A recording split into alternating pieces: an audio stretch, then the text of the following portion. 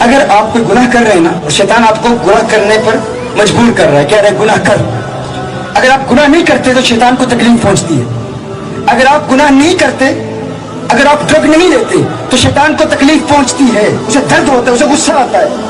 لیکن اگر آپ ڈرگ لے لیتے ہیں اور اس کے بعد توبہ بھی کرتے ہیں، شکرانہ بھی ادا کرتے ہیں، تو اس سے شیطان کو اور زیادہ تکلیف پہنچتی ہے، اس سے شیطان کو اور زیادہ تکلیف پہنچتی ہے. مجھے ایک بھائی نے کہا میں توبہ کرنا چاہتا ہوں. میں نے کہا ٹھیک ہے، میں تمہیں پریکٹیکل میتھڈ بتاتا ہوں، 4 رکعتیں پڑھنی ہے گناہوں سے بچنے کے لیے. اس نے کہا ٹھیک ہے.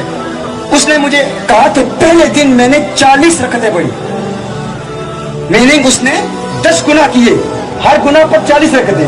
کہتے ہیں دوسرے دن 36، پھر 32. رفتہ رفتہ اب وہ وقت آیا ہے کہ اب 1 رکعت بھی نہیں پڑھتا. کیوں؟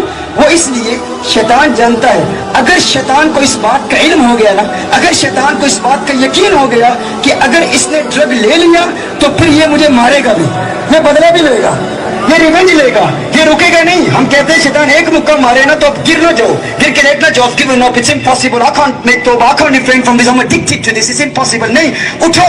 وہ 1 مارے تو تم اسے 10 مارو، کم از کم 4 تو مارو نا. اس نے آپ کو ڈرگز پینے پر مجبور کیا، آپ اٹھ کر فوراً 4 رکعتیں ادا کریں. اس کا فائدہ کیا ہوگا؟ اسے تمہارے گناہ نہ کرنے سے تکلیف تو ہوئی، لیکن اگر اسے اس بات کا یقین ہو گیا کہ اس نے گناہ کرنے کے بعد 4 رکعتیں پڑھنی ہیں، ایک وقت آئے گا تم ڈرگ کی طرف ہاتھ بڑھاؤ گے، وہ کہے گا نہیں ڈرگ نہیں پینا.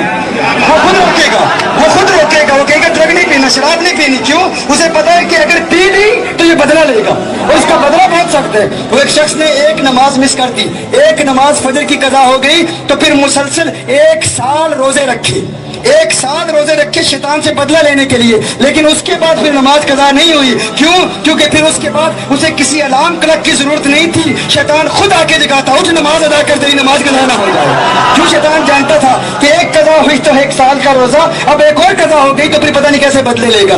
امام اعظم کے پاس ایک بندہ آیا، اس نے کہا میں نے کچھ خزانہ رکھا تھا، کچھ مال رکھا تھا، گم ہو گیا، کوئی ورد دیجیے. تو امام اعظم نے کہا ورد دینا میرا کام تو نہیں ہے، لیکن ایک تجھے عمل دیتا ہوں، 100 رکعتیں پڑھ، 100 رکعتیں پڑھ اور 100 نفل ادا کرنے کے بعد تجھے وہ مل جائے گا. ابھی اس نے چند رکعتیں ہی رات پڑھی تھی کہ یاد آ گیا کہ خزانہ میں نے کہاں چھپایا تھا، وہ دولت میں نے کہاں چھپائی تھی.